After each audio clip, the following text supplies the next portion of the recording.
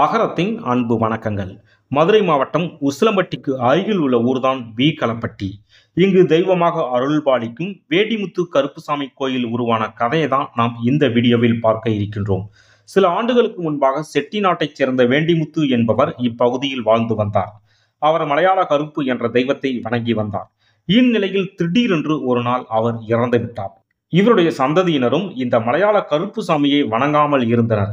இதனால் மலையாள கருப்பு பல வகையிலும் தன்னை உணர்த்துவதற்காக வேண்டிமுத்து சந்ததியினரை தொல்லை கொடுத்து வந்தார்.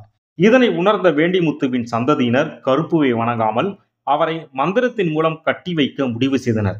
எனவே ஒரு மலையாள மந்திரவாதியை அழைத்து வந்து கட்ட முயற்சித்தனர். ஆனால் எந்த மந்திரத்திற்கும் கட்டுப்படாமல் அவ்வூரை விட்டு வீக்கலப்பட்டிக்கு வந்தார் கருப்பு. இவ்வூரில் மிகப்பெரிய ஏரி ஒன்றை உருவாக்கி இருந்தனர் ஊர் மக்கள். கருப்புசாமி இந்த ஊருக்கு வந்த நேரம் கடுமையாக மழை பெய்தது.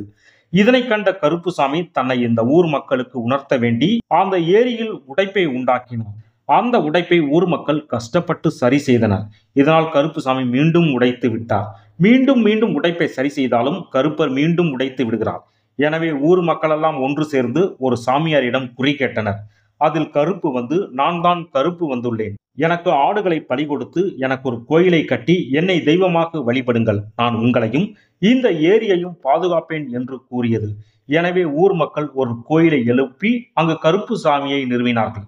மேலும் அந்த கருப்பு சாமியை வேண்டிமுத்து வணங்கியதால் வேண்டிமுத்து கருப்பன் என்ற பெயரை வைத்து வணங்கினார்கள் அங்குள்ள மக்கள். அன்று முதல் ஏரி உடைப்பானது நின்று போனது. இன்றும் இந்த ஊரில் உள்ளவர்கள் புதிதாக எது செய்தாலும் இந்த கருப்புசாமியின் அனுமதி பெற்றுதான் செய்கின்றனர். இதுவே மதுரை மாவட்டம் உசிலம்பட்டிக்கு அருகில் உள்ள வீக்கலப்பட்டியில் தெய்வமாக அருள்பாலிக்கும் வேண்டிமுத்து கருப்புசாமியின் கதையாகும்.